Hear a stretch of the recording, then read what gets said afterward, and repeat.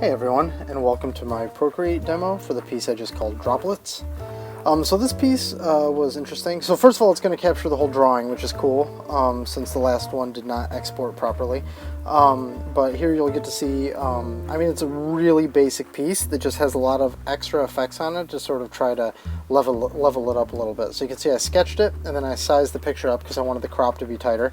And then I just start laying in the flats. Just like the last piece, I used a lot of fuzzy brushes on this, airbrushes, in order to give it a little bit more of a just sort of blurred and less specific shape-wise sort of look. And then I try to keep things like the beard and the hair and the eyes a little bit on the tighter side. So here I sort of knew where I wanted to go with this piece. Once I had sketched the dude originally, I knew I just wanted to go with this sort of gray background, and then maybe I'll make his hair wet, and then I don't know, maybe I'll make it rain or something. The final piece sort of looks like he's in the shower. I really don't actually I have no specific location that he's in. I literally just wanted to do like a muted palette, and then I wanted to do some water effects. I wanted to try some at least in Procreate. So all of this is really basic, and the speed of the video is set at half speed.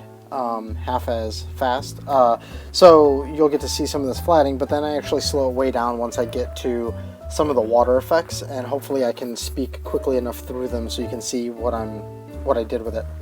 So the light is mostly behind him. I sort of pounded all this in relatively quickly, so it might not be the best example of really strong lighting, but I think that it still holds up enough to at least to finish the piece.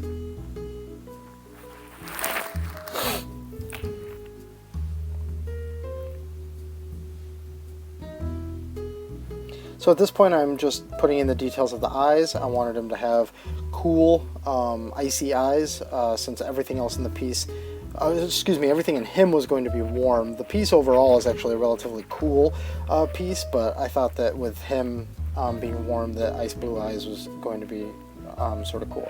Then the usual blush stuff, some blue bounce light in there. And now I start slowing it down so that you can see what I did with the water. So first I just went in with black and sort of planning where I wanted all the drops to be.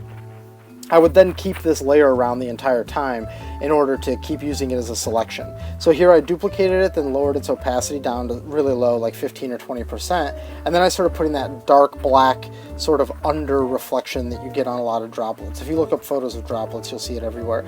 Later I end up toning that back just a little bit. So once I go in with the black and I start putting all those sort of like under rims in, I go in with an add layer set to white, and I start adding in the shine, sort of the bright part of the reflection that's on the water. And I just sort of tap those in and then lower the opacity a little bit to soften them. Then I make a brand new layer that's add, and that's where I put the really hard highlights, all those little glistens that you see across all of them. Here's me monkeying with a couple of things, trying to get the look I was going for that didn't exactly work out right. And then you see me there switching that black to a little bit of a lighter grayish blue, and then duplicating that original black layer I had to create a shadow layer. And then all that blue that you saw get blotched across the whole thing was me essentially establishing a selection that I would then use to blur the drops that are more towards the outside. So that's me then duplicating all those layers, merging them into one layer, and then blurring that using that selection. So then I go into the skin and I add some more intense shine, and then in order to get this fog look, what I do is I merged everything into one image, shifted it a little bit bluer, blurred it, and then just erased away from it. And that's what you see here. That's how I got this. So softer for sort of the more smudgy fog, and then a really hard brush for where the water would be dripping down. And then I repeated the same process again for the droplets of water on this like perceived glass. I did the exact same process basically. I just made sure that some of the droplets were in those streaks that I painted that were coming down. So here I am then adding all those highlights in, just like I did the first time. And since these are in the foreground, I didn't really blur them at all. Then I just added in some light fog to sort of put some atmospherics. And that's basically it. Pretty simple piece that just has a lot of effects on it. If you're trying to find me on the internet, this is where you can do that. Thanks for watching, guys.